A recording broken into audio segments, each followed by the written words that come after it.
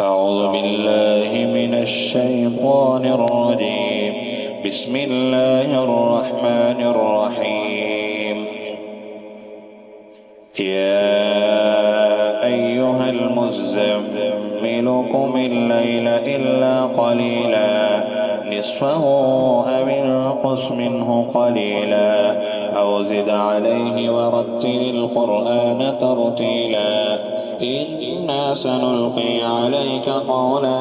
ثقيلا إن ناشئة الليل هي أشد وطئا وأقوم قيلا إن لك في النهار صبحا طويلا واذكر اسم ربك وتبتل إليه تبتيلا رب المشرق والمغرب لا إله إلا هو فاتخذه وكيلا واصبر على ما يقولون واهجرهم هجرا جميلا وذرني والمكذبين أولي النعمة ومهلهم قليلا إن لدينا أنكالا وجحيما وطعما ذا غصة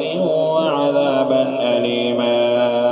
يوم ترجف الأرض والجبال وكانت الجبال كثيبا مهيلا إنا أرسلنا إليكم رسولا شاهدا عليكم كما أرسلنا إلى فرعون رسولا فعصى فرعون الرسول فأخذناه أخذا وبيلا فكيف تتقون إن كفرتم يوما يجعل الولدان شيبا السماء منفطر به كان وعده مفعولا إن هذه تذكرة فمن شاء اتخذ إلى ربه سبيلا إن ربك يعلم أنك تقوم أدنى من ثلثي الليل ونصفه وثلثه وطائفة من الذين معك والله يقدر الليل والنهار علم أن لن تحصوه فتاب عليكم فقرأوا ما تيسر من القرآن